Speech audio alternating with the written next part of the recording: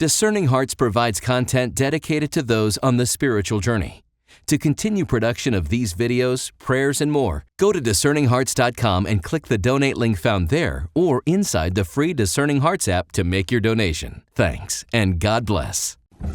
DiscerningHearts.com, in cooperation with the Oblates of the Virgin Mary, presents the Daily Prayer of Discernment, the Examen Prayer, with Father Timothy Gallagher. Father Gallagher was ordained in 1979 as a member of the Oblates of the Virgin Mary.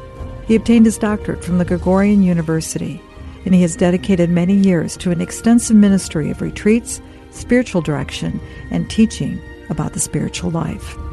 Father Gallagher is the author of 7 books published by the Crossroad Publishing Company on the spiritual teaching of St. Ignatius of Loyola and the life of Venerable Bruno Lanteri, founder of the Oblates of the Virgin Mary.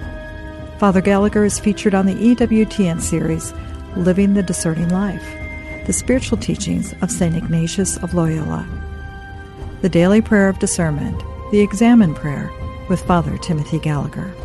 I'm your host, Kris McGregor. Welcome, Father Gallagher. Thank you, Kris. How exciting for all of us to be able to move on to another aspect of Ignatian teaching, and this time with the Examen Prayer. Thank you so much for bringing that forward. Oh, it's my honor. Talk to us about the Examen Prayer. I mean, what exactly does that mean?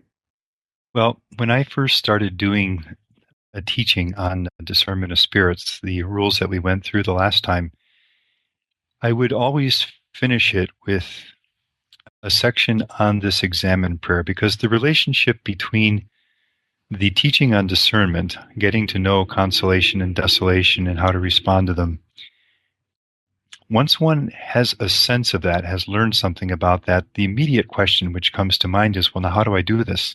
How do I bring it into everyday life?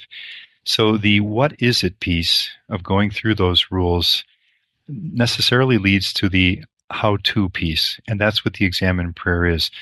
It's an exercise of prayer which could be 10, 12 minutes, probably not more than 15, in the course of a day, in which one stops to look at the day, to get a hold of the spiritual experience that's been there, to see where the Lord has been, so that now I can see it more clearly, see how I've responded to it, see where my response has been less than the Lord would have wanted, so that with the Lord I can plan to respond more fully beginning tomorrow and in the future. And also any ways in the course of the day in which I've given into the discouraging desolations of the enemy. And now I can see that more clearly as I examine that, and also gain light on how to face that with greater spiritual fruit for the future. Now, this word examine itself is just the English pronunciation of the Spanish word that St. Ignatius used for this form of prayer, examen, in the Spanish, and we just say examine.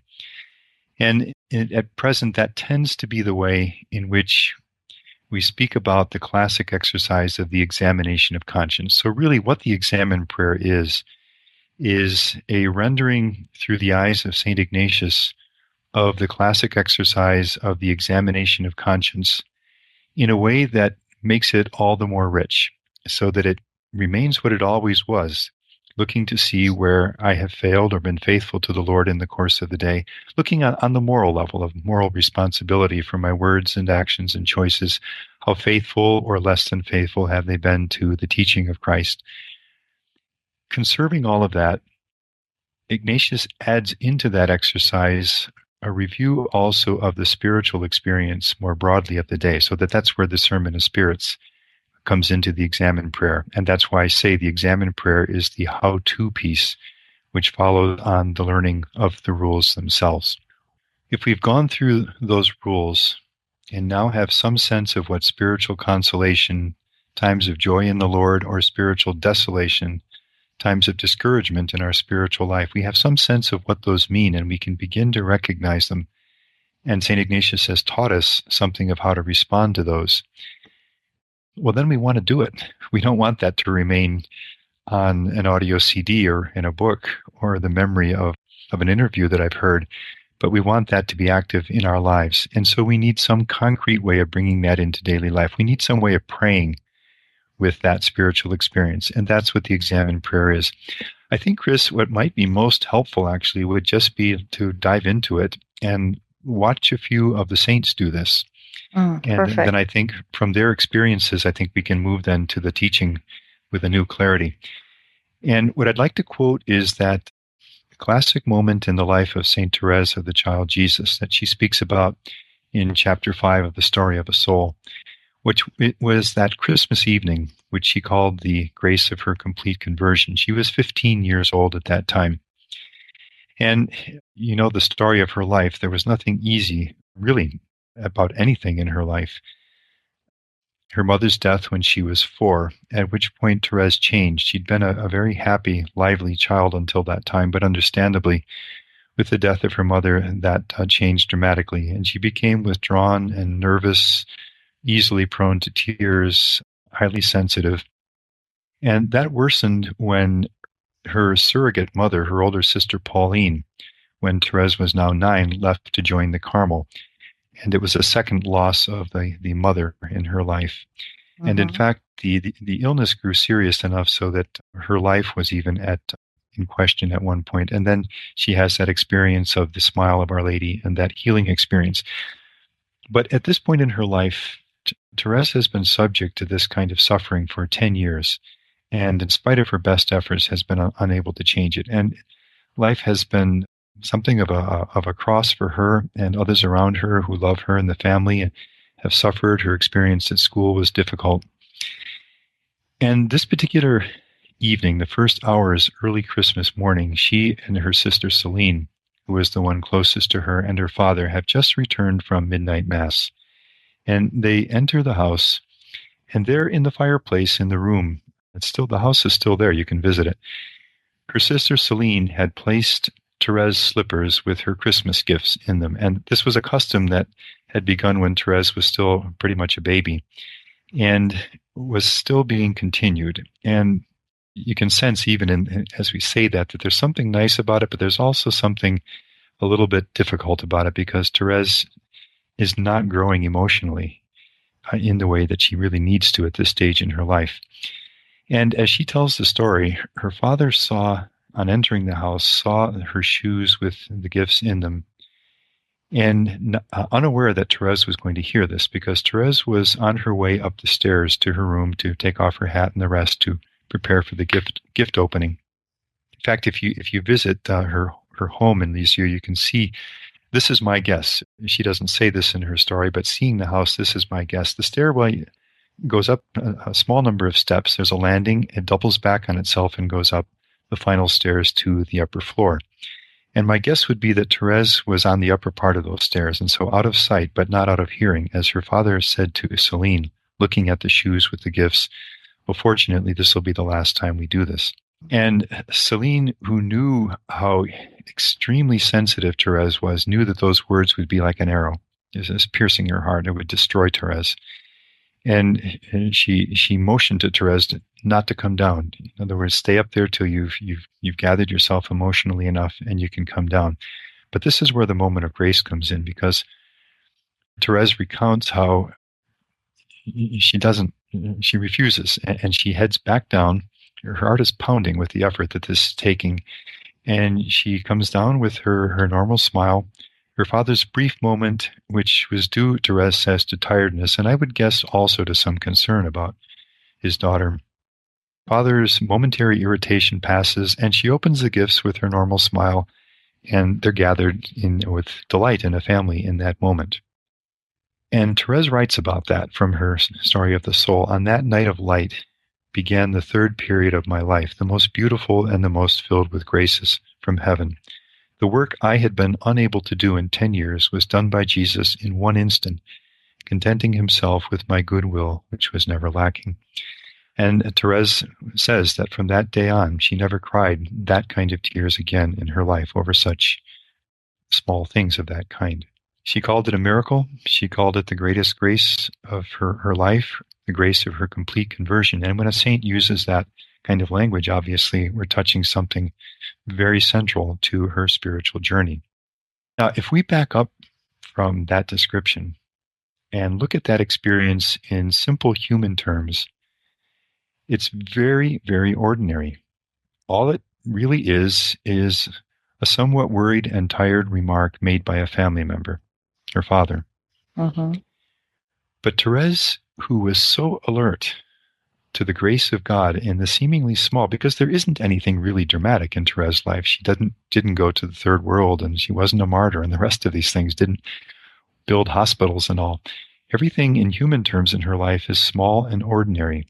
And yet she lived with an alertness to God's presence and God's action in such small things that they became tremendous moments of grace for her. She grasped, she saw, and she responded to the grace that God was offering her in those small, ordinary daily events.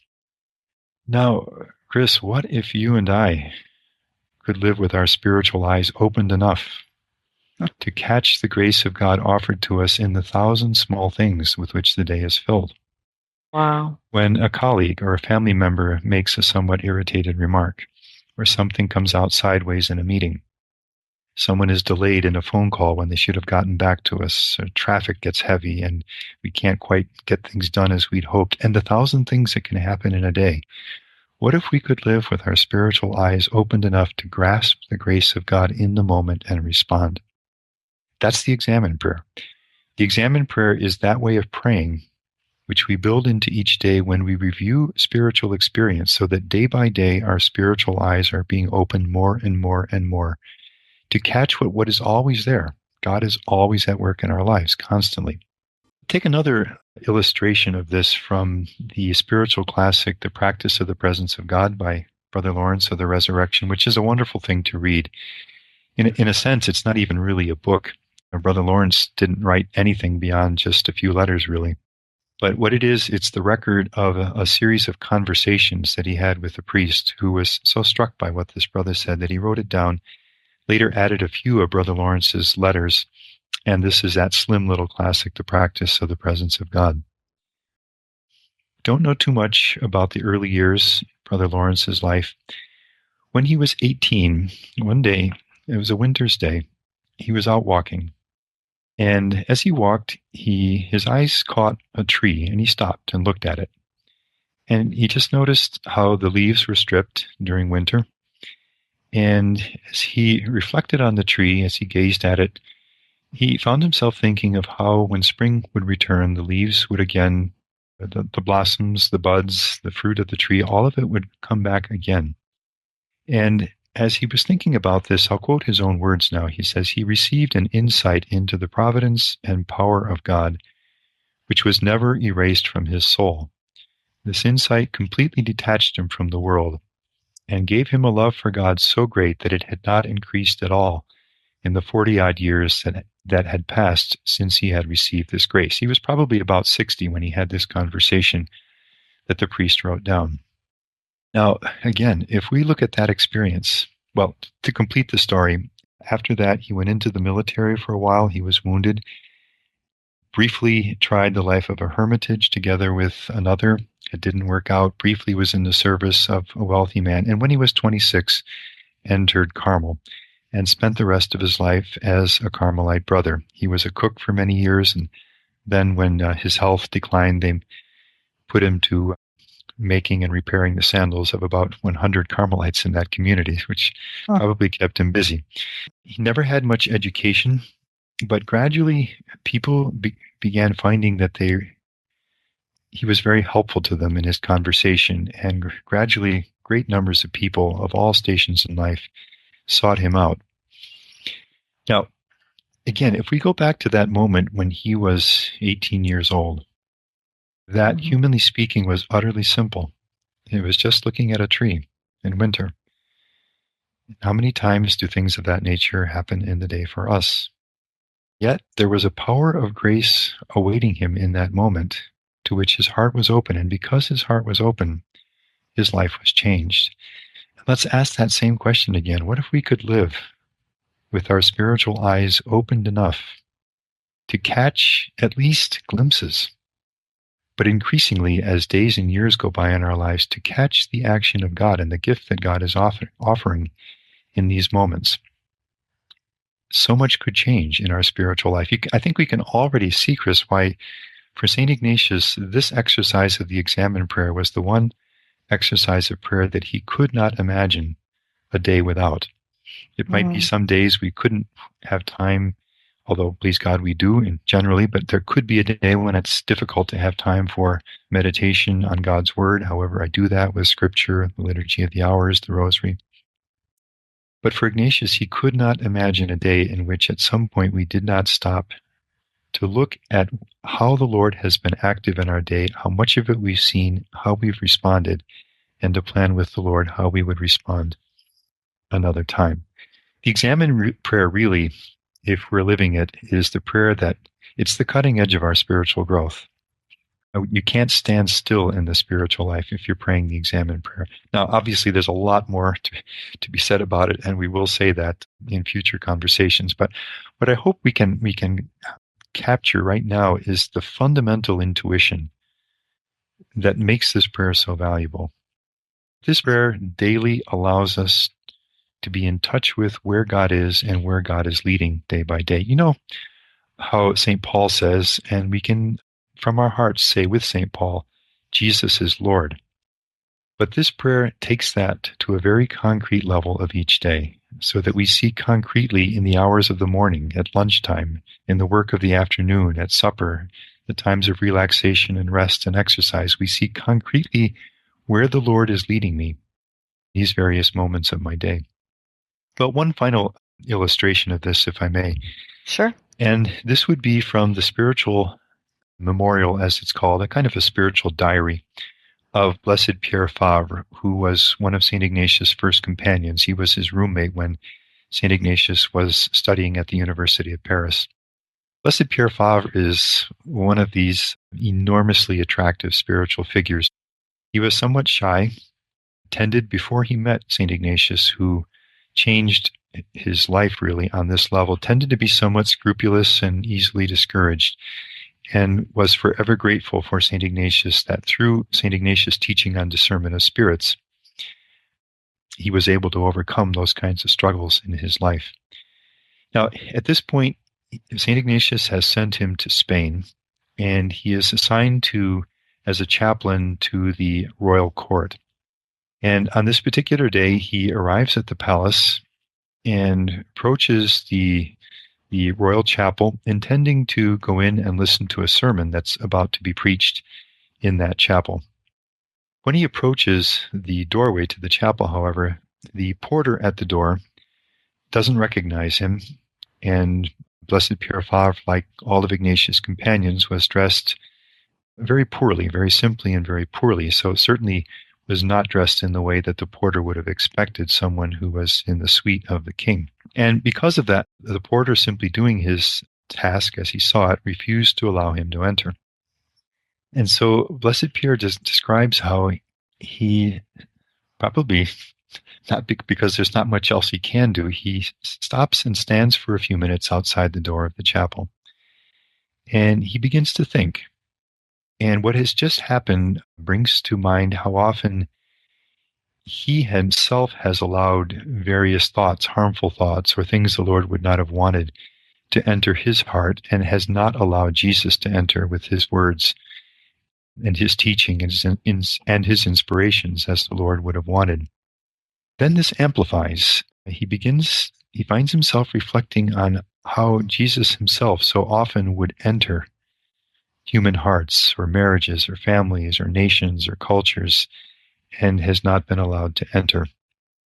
And this then expands to the reflection becomes a prayer. He finds himself praying that at the end of this life, that it be granted, I'll quote his words. He says, "I prayed that it be granted the porter and me not to stand and wait too long before the gates of paradise undergoing purification," so that when life was ended, the small experience he's just gone through becomes for him a prayer now that he and the porter together not be kept waiting when the day comes, that their hearts will long to enter eternal life when this life is done.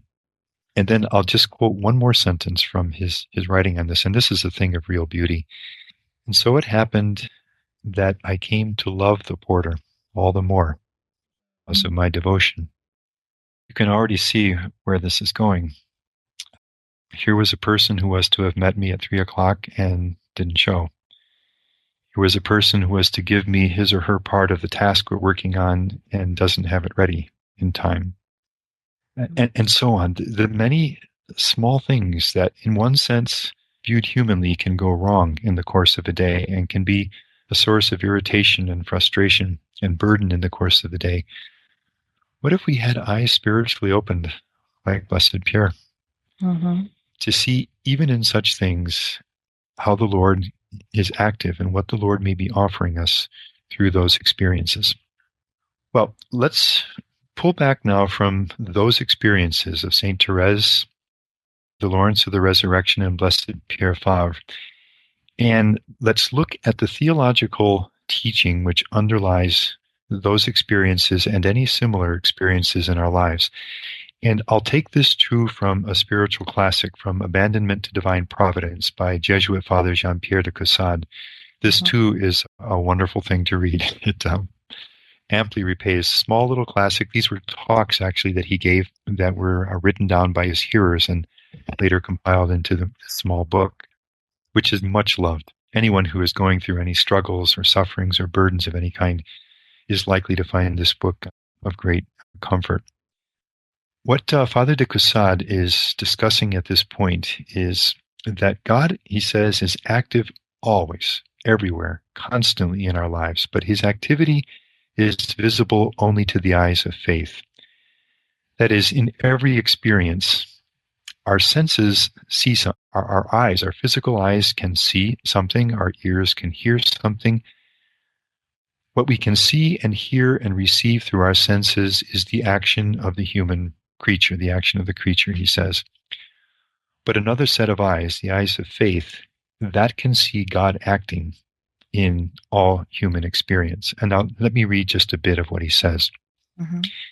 Faith, he says, sees that Jesus Christ lives in everything and works through all history to the end of time.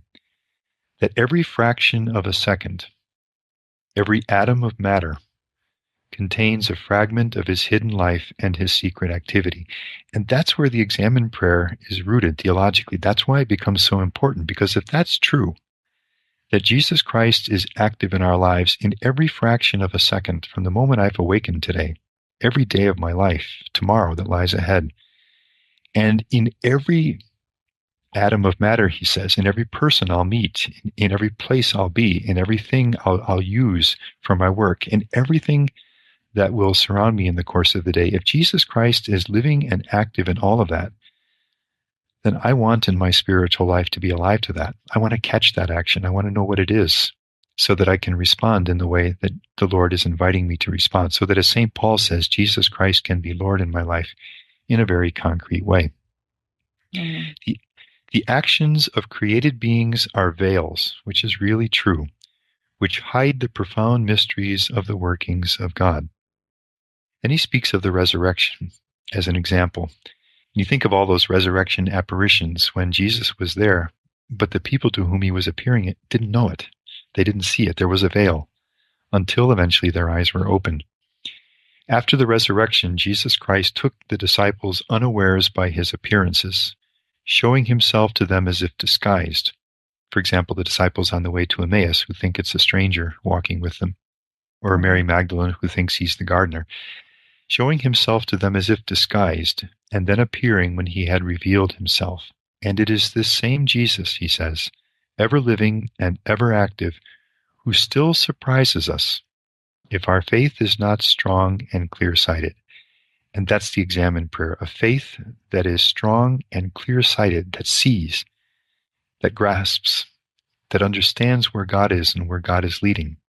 Father Gallagher, everything you're sharing with us, it sounds so much like the nurturing of relationship, that relationship with Jesus himself. Yeah, everything about the Examen prayer is relationship, because the Examen prayer, as the title says, is prayer. And prayer most deeply is a relationship. Most deeply, prayer is two persons, the human and the divine, in communication, in communion, together, sharing. So that the Examen prayer is absolutely rooted in our relationship with God. And we'll see that in some detail when we actually go through the concrete steps of the Examen. It also seems as though it's the everyman's doorway into contemplation. So often we think of those contemplatives as people who go off into a mountain and be able to have those type of reflective moments. But from what you're describing, the Examen prayer is really that doorway to contemplation for all of us. You bring to mind, as you say that, Kris, the classic phrase that one of his first companions used of St. Ignatius, that he was a contemplative in action. There are contemplatives in monasteries, in cloisters, which is a beautiful vocation, but Ignatius was a contemplative in action, a contemplative who found God walking the streets of a busy city, who found God sharing a meal with others, who found God in a chance encounter with another. You're absolutely right, Kris. This really is about becoming a contemplative in the midst of a very active life. Well, Father Gallagher, I look forward to the continuing journey on this road for the Examen prayer. Any final thoughts?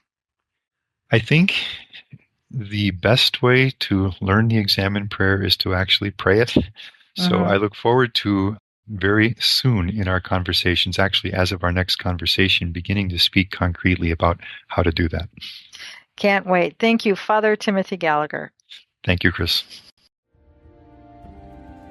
You've been listening to The Daily Prayer of Discernment, the Examen Prayer, with Father Timothy Gallagher. To hear and or to download this conversation, along with hundreds of other spiritual formation programs, visit discerninghearts.com, or you can find it in the free Discerning Hearts app or wherever you download your favorite podcasts. This has been a production of Discerning Hearts. I'm your host, Kris McGregor. We hope that if this has been helpful for you, that you will first pray for our mission, which is to offer authentic and rock-solid spiritual formation freely to souls around the world. And if you feel us worthy, please consider a charitable donation, which is fully tax deductible, to help support our efforts.